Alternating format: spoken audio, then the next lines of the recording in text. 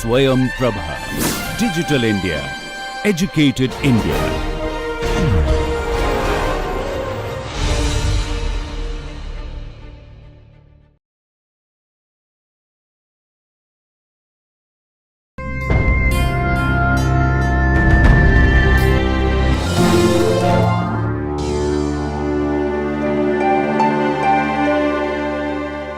Hello everyone, welcome to today's session where we look at this iconic play, A Doll's House by Henrik Ibsen. Ibsen lived from 1828 to 1906. He was a Norwegian playwright. He was also a distinguished theatre director and poet. He is now considered as a father of realism and also considered as the most distinguished in the European tradition. And it's said that he is perhaps the most frequently performed dramatist after William Shakespeare. Some of Ibsen's important works, other works include An Enemy of the People, The Wild Duck, Ghost, The Lady from the Sea. All of his plays had literally taken the European theatre by storm, and he had written prolifically, and he was one of the writers who began to be translated and widely circulated during that time. Ibsen's influence was not limited to his contemporaries. He immensely influenced Shaw, Wilde, Arthur Miller, James Joyce, Eugene O'Neill, and even today it can be said that some of the similar kinds of writings are definitely inspired by Henrik Ibsen and some of his plays. Ibsen was nominated for the Nobel Prize in Literature in 1902, 1903 and 1904, 3 years consecutively. Henrik Ibsen wrote most of his plays in Danish, and his works were mostly published by Gyldendal. His works were considered scandalous. In fact, when some of his plays premiered in England, it was considered as an open sewage. Ibsen completely rewrote the rules of drama, and he also rewrote the rules of tradition and the ways in which different characters were categorized into different roles. He encouraged his characters to defy the rules and also do things in a completely unconventional manner. A Doll's House is one such typical play. It's a 3-act play set in a Norwegian town. It was published and premiered in December 1879 in Denmark. It's said that A Doll's House is based on the life of Laura Keeler, who was a friend of Ibsen. Laura Keeler, like the main character in A Doll's House, she also had signed an illegal loan document to save her husband. But when her husband found out about this fraud that she had committed, he divorced her and he also had put her in an asylum. However, after 2 years, Laura Keeler agreed to return to her family upon their urging, and then she went on to become a well-known Danish writer. So this was the context which became extremely relevant for the writing and the production of A Doll's House. In A Doll's House, we find Ibsen questioning the traditional roles of men and women in the 19th century, especially within institutions such as marriage, and this becomes particularly important when we look at the Victorian morals and the Victorian temperament, which was predominantly important, especially in the English society. There's also a question of agency that A Doll's House begins to open up, and we also are encouraged to look at individuals irrespective of their status, irrespective of their gender, and to look at individuals and to understand the kind of actions and the kind of motivations that they may have. It's said about A Doll's House that though this was a dramatically influential play and it was immensely inspiring for men and women who lived during those times, there is not a single declamatory phrase in the play, there is no high dramatics, and there is no drop of blood, not even a tear. And this also talks volumes about the kind of craft that Ibsen possessed. And the ending of the play with the slamming of a door, it has been said that that slammed door reverberated across the roof of the world. So that was a kind of significance that A Doll's House had right from its first staging. But there was also a flip side. There were also certain controversies about the way in which the ending was organized. It said that one of the actresses, she even refused to play Nora's character because she herself believed that I would never leave my children. So this was a play which opened itself to the 19th century audience and which also had received different kinds of responses and reactions from 19th century and throughout 20th century. In 2006, while celebrating the centennial of Ibsen's death, it was also found that it was the most performed play of that year in 2006. These are the important characters in A Doll's House: Nora Helmer, Torvald Helmer, they are also a couple, Dr. Rank, Christine Linde, Nils Krogstad, the children, Anne Mary and Helen. We will not be going into an in-depth analysis of all the characters, and in this course, as we've been doing, we'll be introducing the text to you and we will encourage you to read that on your own. We will be focusing on a couple of characters which are very important to the shaping of this play. Nora is the most important character and even the protagonist of this play. Nora has always been treated as a doll wife, and she begins to feel that she is living inside a doll's house. It's that the crux of the play is about that epiphanic moment, that revelation that comes to Nora. Nora has always been treated as a child, as an irresponsible woman, a spendthrift. If we look at the opening of the play, it becomes very evident right at the outset.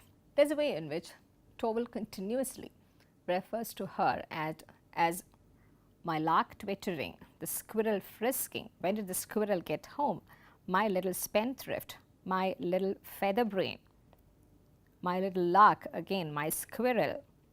And then he also says, you're a strange little being, just like your father, always on the lookout for all the money you can lay your hands out.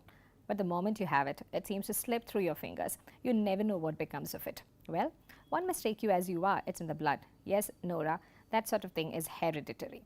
Interestingly, throughout the play, this is the way in which Towell continues to treat his wife. And there's not a moment of serious discussion that they engage with. In fact, when we again meet Nora in discussion with her friend Christine, we begin to see another side of Nora, who is not entirely playful, who is also capable of taking big decisions in her life. But as far as Towell is concerned, his wife is only a little sweet tooth who plays pranks every other day. She also begins to behave as a child in front of Towell. We get to know that, of course, she enjoys this playful discussions that they have, but she's also somewhere deep down scared of him.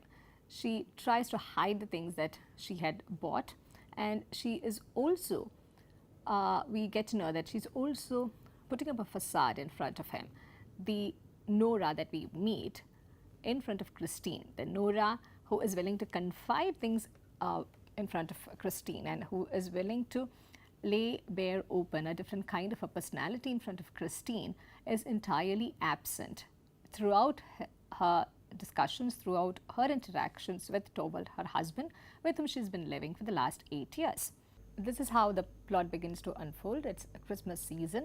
This is set in a Norwegian town. It's roughly around 1879. And when the play opens, as we have noticed, we find this playful interaction between the husband and the wife, and we also get to know that the husband does not think very highly of the wife. She's always being treated as a child. And then we move on to the segment in the play where Nora is interacting with her friend Christine, who's now going through a tough phase in her life. And Nora also confesses to her friend about a secret debt, that she had borrowed money without Towell's knowledge. And this is something that she hopes to keep as a secret forever. And this money, incidentally, was also for Towell's treatment. She couldn't really afford to make him feel humiliated about the debt or the fact that they needed family and she had to arrange for it. So she decides to keep this as a secret. And we get to know at this point that there is another personality of Nora that Towell perhaps does not know about, that Nora is in fact a very sensible woman who is very sensitive to her husband's needs, and she also pretends to be otherwise because she wants to cover up these secrets in her life. The play enters a turning point with the entry of Krogstad. Krogstad is an employee under Towell, and Towell is now about to fire him because Krogstad had engaged in some corruption, some activity of corruption. But Krogstad, who is aware of the forgery and fraud that Nora had committed, because Nora had forged her father's signature on the loan document, and Krogstad threatens to expose Nora's fraud and forgery, and this, he thinks, would be an effective way to blackmail Towell into taking him back. We find a series of interactions between Towell and Nora, where Nora is trying in vain to convince Towell not to fire Krogstad, to take him back and to forgive him. And finally, we come to a point when all the secrets are exposed. Towell gets to know about the fraud and forgery committed by Nora. He is totally shaken and he does not know how to respond, and he ends up berating Nora. We find that the language that Towell begins to use is in stark contrast with the tone that he used at the beginning of the play. If we could take a look at it, this is how Towell responds on being given to understand that Nora had taken this debt and she had forged the sign of her father, and as a family now they are in trouble because of that. Oh, what an awful awakening. During all these 8 years, she who was my pride and my joy, a hypocrite, a liar, was a criminal. Oh, the unfathomable hideousness of it all. Ugh. And Nora says nothing. We find Nora being reduced to almost nothing throughout this interaction. And then Towell goes on, all your father's want of principle, be silent. All your father's want of principle you have inherited. No religion, no morality, no sense of duty. How I am punished for screening him. I did it for your sake, and you reward me like this. Throughout this interaction, we find that Nora is being very, very silent. She has hardly anything to offer as a defense, but we also get to know as the play progresses that she is also perhaps processing this change in her mind. She is also becoming aware of the doll's house within which she'd been living.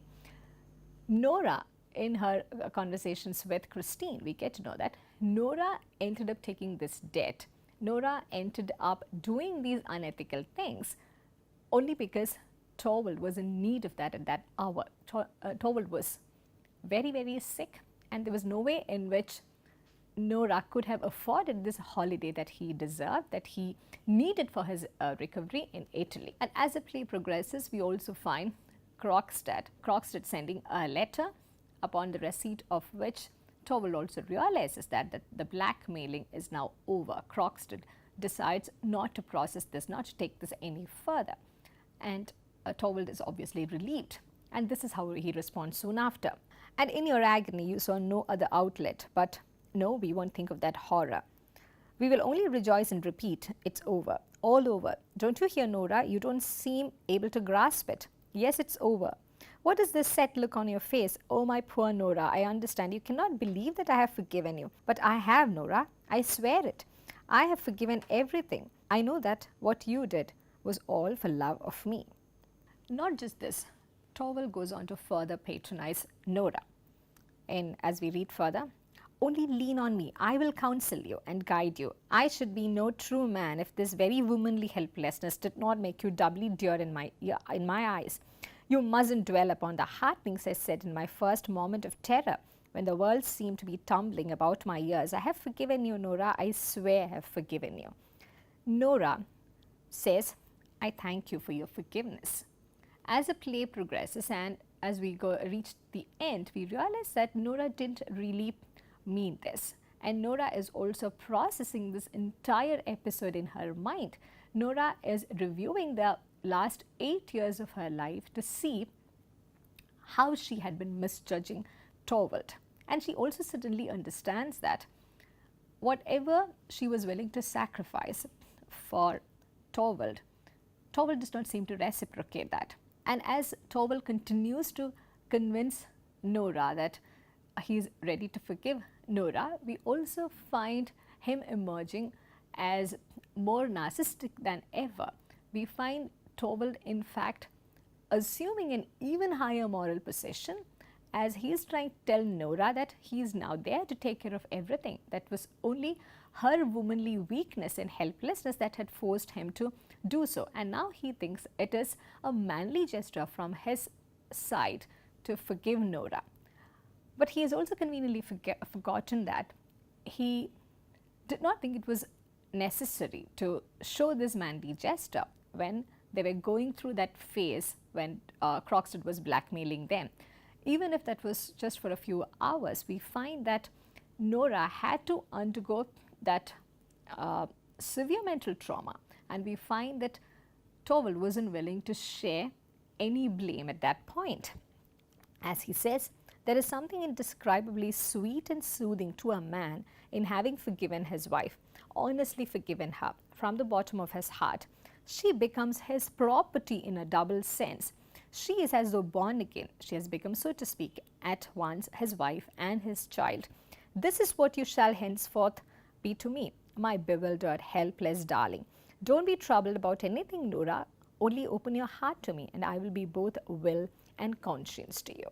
And perhaps it's at this moment that Noora makes her final decision that she does not want to continue living in this doll's house as a doll wife, that she doesn't want to surrender her will and conscience to Towel. Not that she ever had a say in that marriage, not that she ever was treated as an adult, but she also realizes that this is something, this will continue to function like a deal which would forever take all sense of agency, even the little sense of agency that she had in that marital relation. The segments where Noora begins to share what she is feeling at that point, it's in this part that we find Ibsen assumes utmost mastery over his craft. Noora does not face a dramatic breakdown, and this is also very unlike of the 19th century plays. We do not find Noora becoming a weakling even after all that had happened. On the contrary, Noora emerges as a very strong-willed individual. Noora emerges as someone who has suddenly got the courage to completely disown the kind of morality, the kind of religious tenets, and all those societal fetters which were hitherto working towards totally taking away her sense of agency. We find her emerging as a very different kind of a woman at this point of time. And she also begins to see a certain kind of a pattern in this. And the way she begins to address this issue with Towel is in a very mature way. She is not villainizing him directly in any way. In fact, she also begins to see a pattern of how she was always treated like this by all the important men in her life.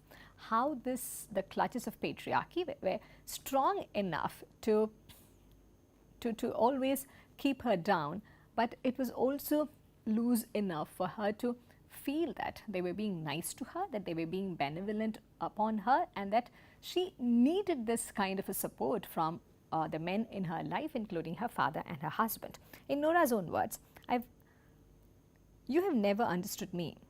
I have had great injustice done. Torvald, first my father, and then by you. And this is very interesting, this moment where Tora is led towards this awakening, that a great injustice had been done to her, and she had always been living like this throughout her childhood, her youth, and even today. And the way she refers to her husband and her father in the same breath, it reveals to us the immense nature of her maturity and also about how well she has conceived this problem. He used to call me his doll child and played with me as I played with my dolls. Then I came to live in your house. Toll almost gets it. He says, what an expression to use about our marriage. And Noora further clarifies, and look at the instruction given within brackets, undisturbed.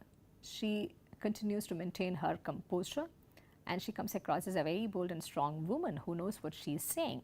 She's no longer the lark, she's no longer the squirrel, she is no longer the little spendthrift whom Towel can baby talk. I mean, I passed from father's hands into yours. You arranged everything according to your taste. And I got the same taste as you, or I pretended to. That's very important. I don't know which, both ways, perhaps. Sometimes one and sometimes the other. When I look back on it now, I seem to have been living here like a beggar from hand to mouth. I lived by performing tricks for you, Torvald, but you would have it so. You and father have done me a great wrong. It's your fault that my life has come to nothing. The moment Noora realizes that her life has come to nothing, she's been nothing but a doll in her father's hands and in her husband's hands, she realizes that something needs to be done. The 19th century society, the end of the 19th century, where all societies, the European societies, the English societies, they all were getting increasingly concerned about the lack of morality, about the way in which technology was taking over the world, about the different ways in which the old center could not perhaps seem to hold anymore. It's during this time that this play is getting staged. And until this point, these sort of revelations are perhaps okay for the audience, but the moment Nora decides to do something about what has been happening to her life, this play takes a different turn altogether. And when she realizes that her life has come to nothing, she wouldn't settle with anything less than just exiting that life, saying goodbye to that mode of life and walking out of the house. And this transition, though it may seem as very, very sudden, this is extremely fascinating as well. And it's the ending, it's the climax which has always held this play in a continuous state of excitement. It was scandalous at that point. Many could not really fathom the depth of the choice that Nora was taking. Some even felt that Ibsen has crossed all borders and all boundaries to make Nora walk out of that house, leaving not her husband but also her 3 children. We find Nora with this single move of making this decision to leave the house. With that single move, she is stripping herself of all other kinds of identities of a daughter, a helpless wife, or a dutiful mother. She's stripping herself of all those identities and she's ready to start life as an individual. She's ready to explore her own life for whatever worth it is. And the way in which she describes their marriage, it brings out the anguish that Nora is feeling. She says she was never happy. And Nora says, no, only merry. And you have always been so kind to me, but our house has been nothing but a playroom.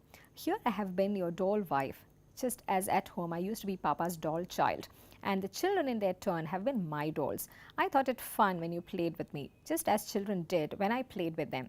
That has been our marriage, Torvald. And this is again very important. Nora is not accusing Torvald for being harsh with her. And we also realize that it is not that single episode where they fought, where Torvald berated Nora over the Krogstad's issue. It's not that just one episode which has provoked Nora to take this decision. It's an entire marriage. It's that entire scheme of things from her childhood, where she was always treated as a child, as a doll child, and then as a doll wife. Her response, her walking out, her saying no to this marriage and walking out towards a different life is in response to whatever had been happening in her marriage throughout. The episode with Krogstad, whatever happens in these 3 acts, they only act as a catalyst. Perhaps Nora had this fire burning in her. She only needed something significant like this, something totally catastrophic like this to totally get out of it. Torvald, of course, tries to persuade her to stay. He reminds her of the various duties that she's supposed to perform. He also tries to put everything in the framework of morality, about what the society will think, about religion. And this is how Nora responds now. She has become very, very defiant. We find this transition sudden but very firm. And Nora says she has other duties equally scared, my duties towards myself. And this is certainly a moment of awakening for Nora. This is a moment when she realizes that she owes something to herself too as an individual, that it's not just enough to stay in this marriage to make everyone happy, but she also owes something to her own self. And Ibsen, through the character of Nora, is also making us to look at all those conventional set of beliefs in a very skeptical way. And it's useful to remember that during the Victorian period in England, and especially after the theories of Darwin began to shook the foundations of faith across Europe, we realized that there is a strong rational voice emerging against faith and religion. Ibsen here uses this play to showcase the various ways in which even individual lives are caught within these tenets and fetters in the name of religion and faith. And Ibsen is making Nora say, I don't really know what religion is. I know nothing but what Pastor Hansen told me when I was confirmed. He explained that religion was this and that. When I get away from all this and stand alone, I will look into that matter too. I will see whether what he taught me is right, or at any rate, whether it is right for me. And notice the subtlety with which Ibsen is presenting a different Nora before us. Not only she is willing to experiment her life without Torvald, not only is she experimenting with her life, which is not as a daughter, as a mother or as a wife, she's also willing to put herself in a precarious situation, in a very adventurous situation, and question every single belief with which she was raised, and to question every single framework within which her life so far had been defined. And this is the Nora which becomes extremely interesting.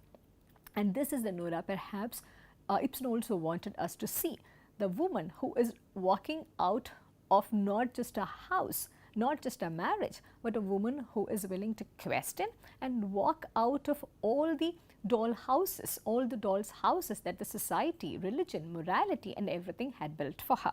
And in one particular segment, Nora also opens up a bit more and says she had always been waiting for a miracle. And when the episode with Krogstad happened, she even hoped in vain that this is going to be that miracle. Now comes the miracle. And this is how she had seen Krogstad's letter, that this is one event that would perhaps totally radically revolutionize their marriage and also give her some more sense of agency.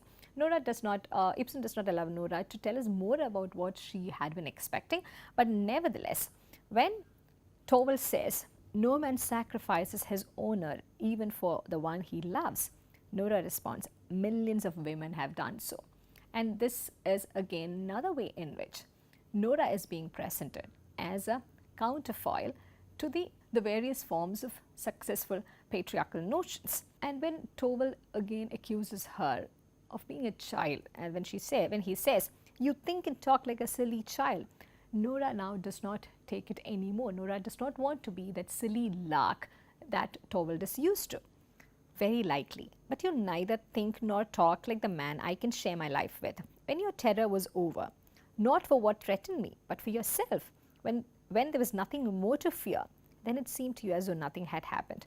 I was your lark again, your doll, just as before, whom you would take twice as much care of in future because she was so weak and fragile. She stands up. Torvald, in that moment it burst upon me that I had been living here these 8 years with a strange man, and I had borne him 3 children. It is this courage to identify a stranger in that man whom she had been calling her husband that makes her stand apart from all the other 19th century characters, all the other 19th century women. And as the play ends, we find that Ibsen does not make Nora say anything dramatic, but her exit is very, very dramatic. From below is heard the reverberation of a heavy door closing. And this ending, as we mentioned at the outset of the discussion, that has been discussed a lot. And as one of the critics would put it, that slam door reverberated across the roof of the world. And that was the significance of this act of walking out had. A lot of critiques had also paid attention to this statement that Nora makes during their final interaction. We must come to a final settlement, Torvald. During 8 whole years, we've never exchanged one serious word about serious things. This is something that a lot of critics had a problem with, and some even thought that this was a bit too far-fetched, but nevertheless the influence that this play had on account of the decision that Nora had has been completely unchallenged. This play also had an alternative ending. When the play was about to be staged in Berlin, Ibsen's German agent thought that the audience was not yet ready for such a radical ending. Nora is led to her children after the argument. She's made to collapse, and then the curtain is brought down. And the German agent thought that this would be a more palatable ending for a conventional audience. But Ibsen was totally outraged. He referred to that as a disgrace to the original play and as a barbaric outrage. In the contemporary, we find most of the adaptations preferring the original ending to the alternative ending, and this is how the alternative ending went. Towards the end, we find Nora coming to her children and saying, "This is a sin against myself, but I cannot leave them." And this also instantly was a preferred ending for a lot of audience during those times. And this play has had criticisms against and also for it. August Strindberg felt that Nora is oblivious of her own serious crimes.